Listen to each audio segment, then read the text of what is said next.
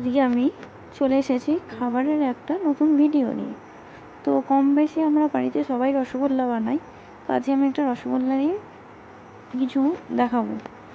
তো আমার দুধটা কেটে গেছিলো, ঠিক আছে। তো দুধটা কেটে গেছিলো, তো আমার লেবু বা ভিনিগার কিছু ছিল না। তো আমার বাড়িতে টক দই ছিল কিছুটা পরিমাণ।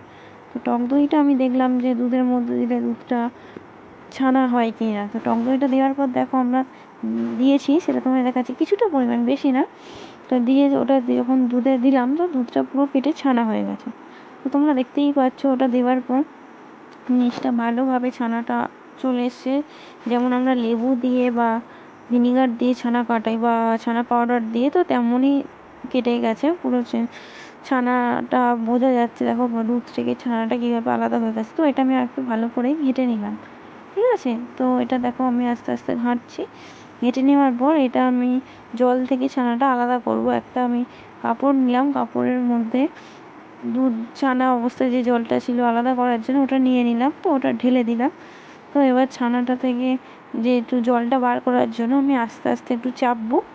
চেপে ছানাটা থেকে চেঁচে নেবো। চেঁচে কীভাবে জলটা বার করে নেবো আমি, ছানাটা থেকে জলটা যাতে না একটুও থাকে, তাহলে ছানাটা ভালো করে নরম হবে। এবার জল যদি থাকে তো রসগোল্লা করতে অসুবিধা হবে, সেই হিসাবে আমি কাপড়টা ভালো করে মুড়ে নেবো। তো মুড়ে নিয়ে আমি ছানাটা থেকে জলটা আলাদা করছি। দেখো দেখো জলটা আলাদা করা হয়ে গেছে। এবার ছানাটা আমি কাপড়টা আস্তে আস্তে চাপছি যাতে একটুও না জল থাকে। দেখো আস্তে আস্তে চাপছি আমি ভালোভাবে।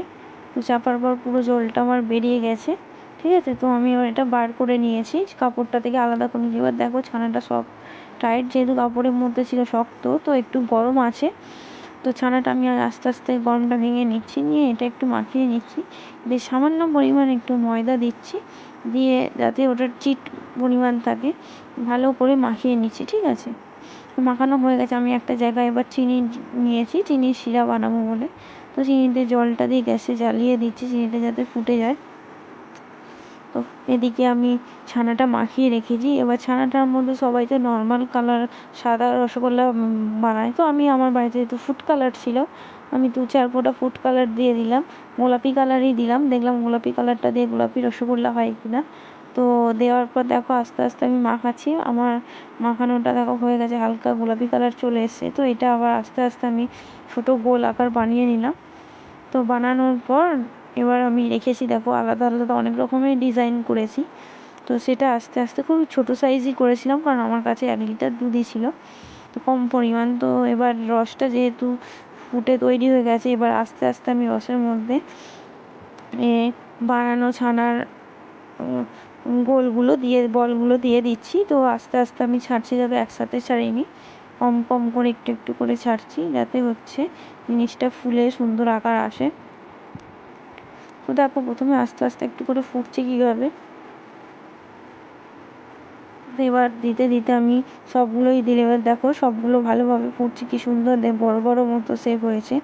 যতক্ষণ পরিমাণ মিষ্টির রসটা যতটা টানবে, তত রসগোল্লাটা মিষ্টি হবে। দেখো সাইজগুলোও বড় বড় হয়ে গেছে অনেক, আমি যতটা সাইজ দিয়েছিলাম তার থেকে অনেকটা বড় হয়ে গেছে। আর আমি তোমাদের কোনটা তুলে বুঝতে পারছি না, তুলে দেখাচ্ছি। তো দেখো এটা গরম আছে, তো আমি হাত দিয়ে ভেঙে দেখাচ্ছি জিনিসটা কতটা সফট হয়েছে। তোমরাও যদি বাড়িতে দুধ কেটে যায় বা কিছু চাপ থাকে, তো তোমরাও আমার মতো বাড়িতে যদি লেবু বা ভিনিগার না থাকে, তো টক দই দিয়ে বানিয়ে ফেলো গরম রসগোল্লা।